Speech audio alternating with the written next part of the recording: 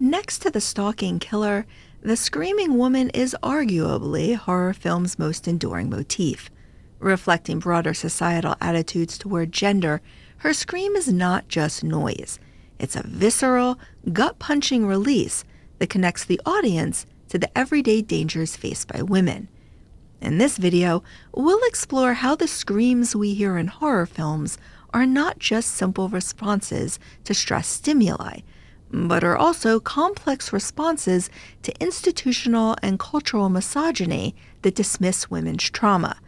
Whether it's the frightened wail of a victim realizing her impending fate, or the triumphant scream of the final girl defeating the monster, the horror film scream represents an unfiltered human response to the unspeakable.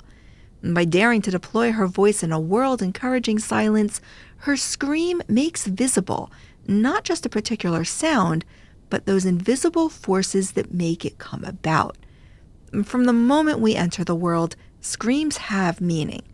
Psychoanalyst David Winnicott determined that babies were motivated to scream out of satisfaction, pain, rage, and grief.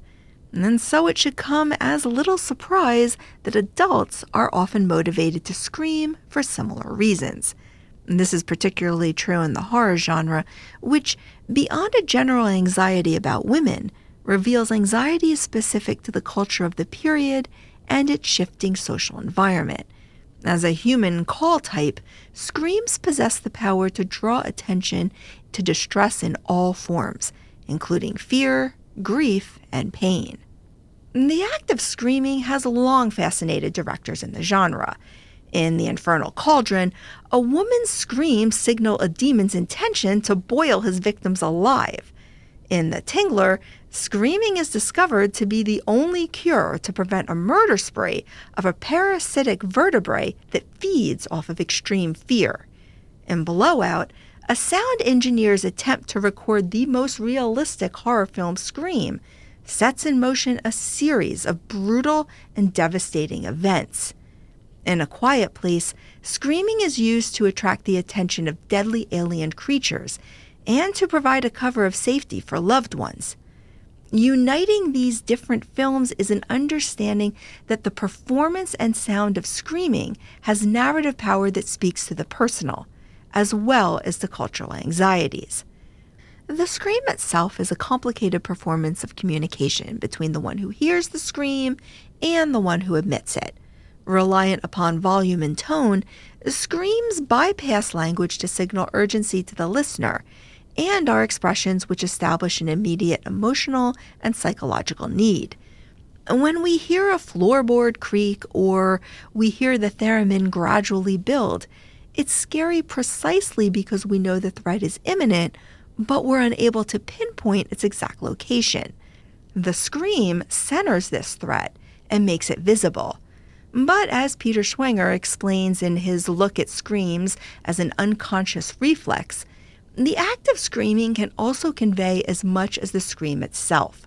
He notes, so long as the mouth is open and screaming then, it is no longer the feature belonging to someone's individual face. Something beyond the personal is revealed. It is this revelation of something beyond the personal that I contend is being transmitted in horror films. Certainly, screams emanating from personal fear do tell a story. They just don't tell the full story. For that, we need to consider the larger contexts in which the screams are performed and how those performances are reflecting or challenging era-specific cultural norms. When Miriam screams at the revelation that Emily and Warren are one person with dual gender presentations in the film Homicidal, she is codifying views of non-biological gender performance as deviant and is reflecting a dominant culture sentiment that anticipates the 1970s gay liberation movement. When the community's chants morph into screams outside of Setha's home in Beloved, they are both an expression of shocked revulsion and a direct renunciation of the historical silence that underscores the brutality of American enslavement. When Irene's nightmare state sees her screaming in objection to being married in The Nightwalker, Her screams are not only a vocal renunciation of the institution, but are also a powerful indictment of early 20th century views on domestic abuse and intimate partner violence. As American feminist Carol Hanisch famously noted, the personal is political. And so when Patricia screams as the white CPS worker removes her children from her home in The Curse of La Llorona, she is expressing both a fear for the well-being of her children and a tacit indictment of a system that privileges whiteness and marginalizes cultural difference. Screams become the mode, in short, by which personal pain and fear gets firmly located within systems of power. But before these screams were audible, they were silent. If you haven't watched many silent films, particularly the ones that lean into horror, you may be surprised at how, weird they are. From dancing pigs to smoking human flower hybrids to dancing skeletons, early cinema is brimming with imagery that horror films would later leverage to inspire feelings of discomfort, dread, and fear. But one image tends to be more well-known than most. The visual of the screaming woman tied to the train tracks by a mustache-twirling villain is so synonymous with silent film that it has been immortalized by countless cartoons and pop culture imagery. But would it surprise you to learn that this damsel in distress archetype is essentially fiction?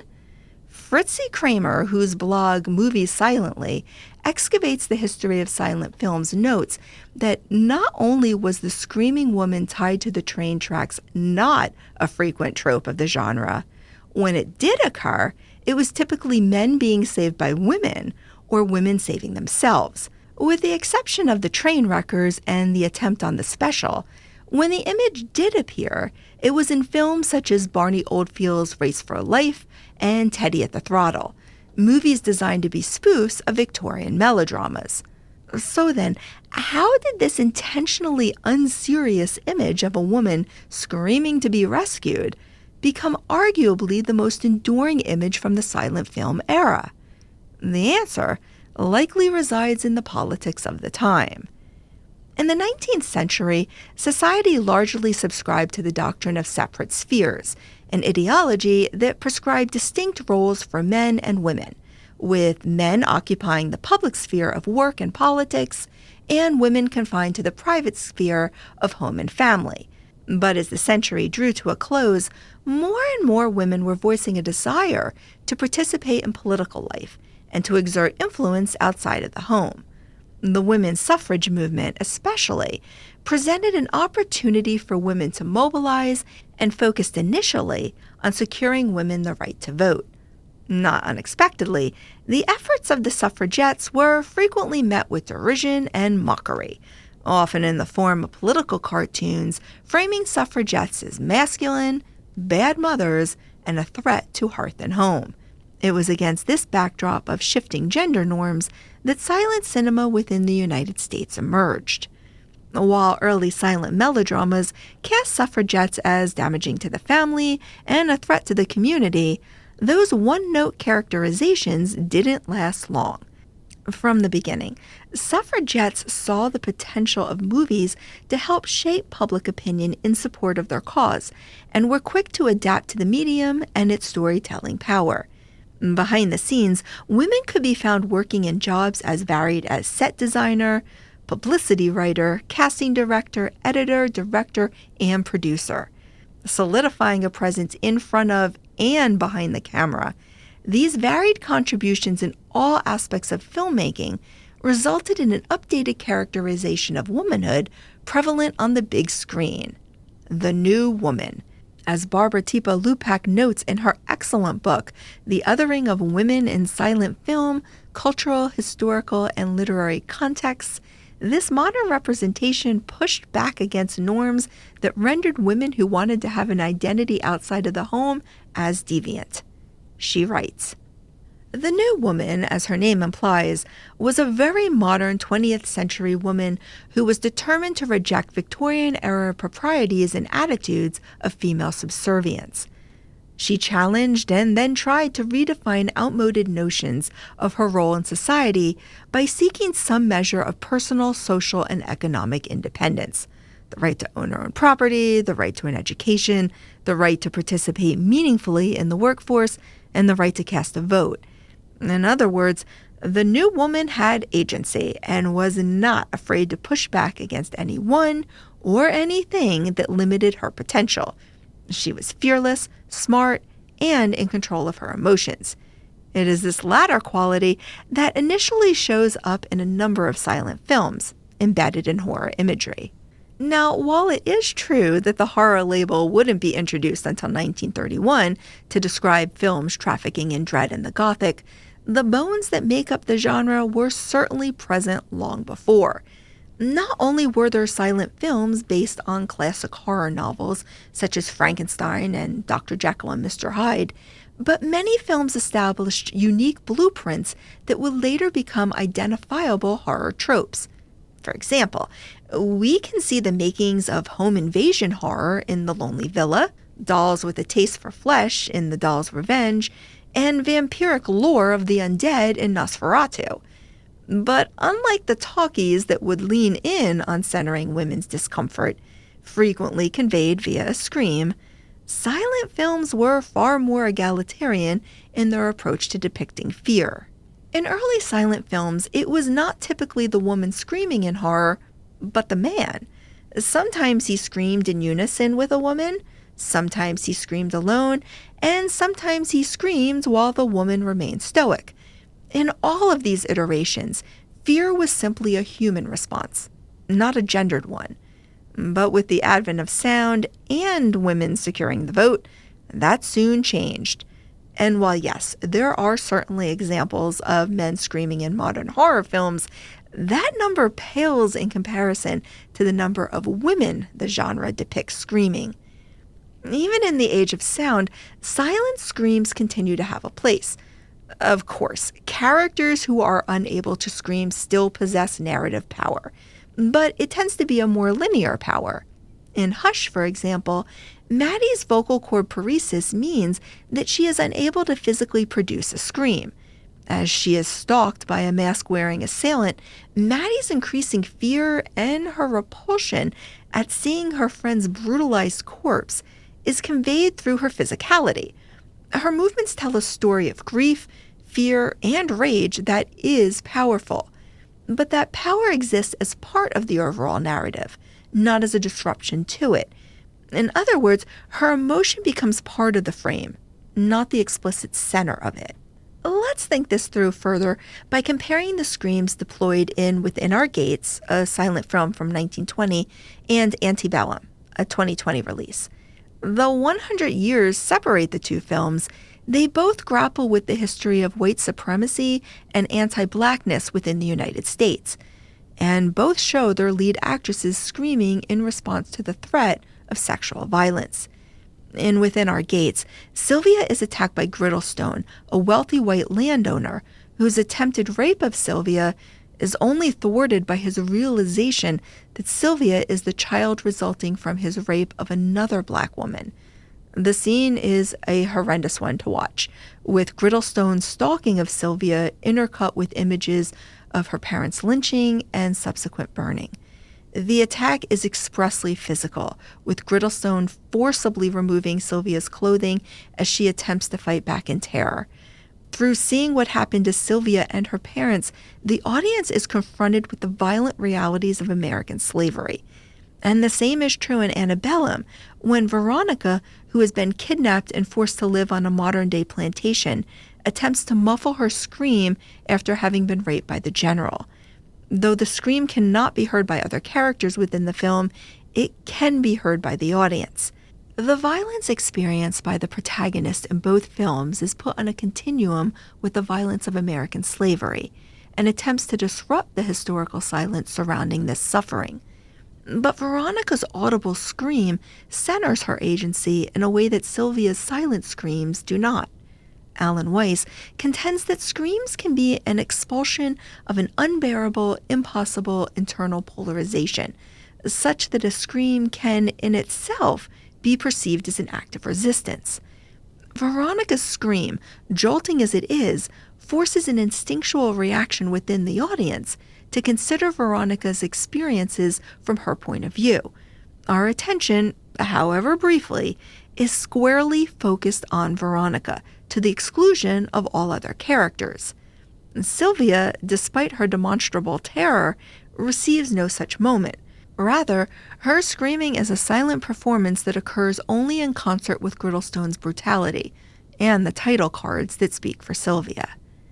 Still, there is a difference between narrative screams that are silent and those screams that are unable to be completed. As we saw in Hush, the physicality accompanying a scream in itself conveys meaning. For incomplete or interrupted screams, this also holds true. Consider the moment in The Birds when Lydia's scream in response to the carnage on the farm gets stuck in her throat and is unable to find verbal expression. Mouth agape and with an unsteady run as she flees the home, Lydia's fear and revulsion is evident in the way she carries herself, such that the full auditory articulation of the scream becomes secondary. It is Lydia's performance of her intention to scream that conveys the scream's meaning here more than the sound itself. And yet, even while this physical display of distress conveys the presence of a threat, it also renders abstract Lydia's positionality to that threat. Without a verbal scream to center Lydia's trauma in the midst of chaos, the camera, here controlled by a male director, is left to frame her silence. As we watch Lydia run first down the hallway and then out of the house, the camera is putting Lydia's active physicality in tension with the stillness of the environment. Even the close-up shot of Lydia's unsuccessful attempt to audibly scream is framed by George's reaction to her effort. Without the vocal or camera cues to center the audience's attention on only Lydia, there is an unfinished quality to her performance that alters how the immediacy of the threat is communicated. Her performance of the scream becomes just another marker, much like the broken teacups, to convey the threat. And this disruption of agency has consequences, most notably in how it codifies cultural norms that historically privilege silence in women. Whether verbal, silent, or incomplete, horror film screams are as transgressive as the monster's violence. When a woman screams in horror, she is occupying a space of competing cultural categories of acceptable behavior. These vocalizations, whether stemming from fear, grief, anger, or a combination of emotions, resist cultural frameworks that have historically equated good womanhood with quietness. Because horror films provide a space in which the darkest corners of the collective national psyche, unspoken beliefs, habits, and institutions are explored, these films serve as generative documents in articulating individual anxieties and experiences of oppression. So, for as long as there are monsters worth fighting, there will be women screaming to raise the alarm. And I hope you'll be right there screaming with us.